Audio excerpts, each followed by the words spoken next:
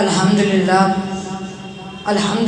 رب العالمین والصلاة والسلام علی سید الانبیاء والمرسلین اما بعد قال اللہ تعالی فی القرآن المجید فی الفرقان الحمید اعوذ باللہ من الشیطان الرجیم بسم اللہ الرحمن الرحیم بل هو آیات بینات فی صدور الذین اوتوا العلم آمنت باللہ صدق اللہ العظیم ان اللہ وملائکتہ یصلون علی النبی یا ایھا الذین آمنوا صلوا علیہ وسلموا تسلیما۔ تمام احباب کو آواز بلند پڑھیے، الصلاۃ والسلام علیک یا رسول اللہ وعلی آلک واصحابک یا حبیب اللہ، الصلاۃ والسلام علیک یا نبی اللہ وعلی آلک واصحابک یا رحمۃ للعالمین۔ اللہ تعالیٰ کی حمد و ثنا اور حضور کی بارگاہ میں خدیہ درود و سلام پیش کرنے کے بعد معزز و محترم سامعین و حاضرین، السلام علیکم ورحمۃ اللہ وبرکاتہ۔ میری آج کی تقریر کا موضوع ہے شان حافظ قرآن۔ اللہ تعالیٰ کے برابر میں دعا ہے کہ اللہ تعالیٰ مجھے حق سچ بیان کرنے کی توفیق عطا فرمائے۔ اب تعالیٰ نے ارشاد فرمایا بل ہوا آیات بینات فی صدور الذین اوتوا العلم، بلکہ وہ روشن آیات ہیں جو ان کے سینے میں محفوظ ہیں جن کو علم عطا ہوا۔ اب تعالیٰ نے اپنی کتاب میں ان لوگوں کا ذکر کیا ہے جنہوں نے قرآن کو اپنے سینے میں محفوظ کیا، جو امت کے ان خوش نصیب لوگوں میں سے ہیں جو قرآن کو اپنے سینے میں محفوظ کرتے ہیں اور اس کو آگے پڑھاتے ہیں۔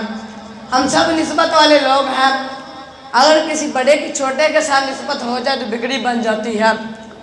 آئیے قرآن سے پوچھتے ہیں اس عظیم کتاب کی نسبت سے کیا ملتا ہے۔ اس کے لیے ہمیں چھوٹا سا واقعہ سمجھنا ہوگا۔ حضرت یوسف علیہ السلام کو جب آپ کے بھائیوں نے کنویں میں پھینکا تو حضرت جبریل امین اب یوسف کے تہہ میں پہنچنے سے پہلے جنت سے تخت لے کر کنویں میں پہنچ گئے۔ اس سے ہمیں حضرت جبریل امین کی طاقت کا تو اندازہ ہو گیا۔ اب ہم آتے ہیں قرآن کے نزول کی طرف۔ اب تعالیٰ نے ارشاد فرمایا اِنَّا أَنزَلْنَاهُ فِي لَيْلَةِ الْقَدْرِ، بے شک ہم نے اسے شب قدر میں اتارا۔ قرآن کے نزول سے اس کی عظمت قدری ہو گئی۔ اب تعالیٰ نے ارشاد فرمایا لیلۃ القدر خیر من الف شہر، شب قدر 1000 مہینوں سے افضل ہے۔ یہ وہ قرآن ہے جو لیلۃ القدر کو آسمان دنیا پر نازل ہوا۔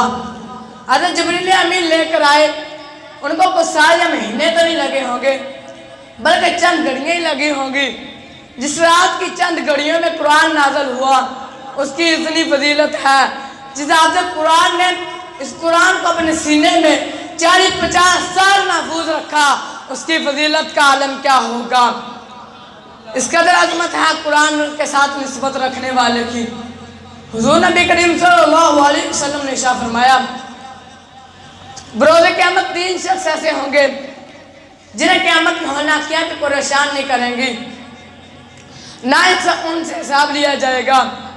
وہ کستوری کے ٹیلوں پر بیٹھے ہوں گے یہاں تک کہ سب کا حساب ہو جائے گا۔ ان میں سے ایک شخص وہ ہوگا جس نے رب کی رضا کی خاطر قرآن پڑھا اور اس قوم کی امامت کروائی، وہ قوم اس سے راضی رہی۔ اس کا در عظمت ہے قرآن پڑھنے کی۔ یہ حدیث سنیے اور اپنے سینوں کو ٹھنڈا کیجئے۔ حضور نبی کریم صلی اللہ علیہ وسلم نے ارشاد فرمایا بروز قیامت کہا جائے گا اور قرآن کے حافظ قرآن پڑھتا جا اور جنت کے مناظر طے کرتا جا۔ قرآن پڑھنا بھی ترتیب سے ہے جیسے دنیا میں پڑھتا تھا۔ الحمد کی الف سے لے کر والناس کی سین تک جتنی منزلیں طے کر لے گا وہ ساری جنت تمہارے نام پر لکھ دی جائے گی۔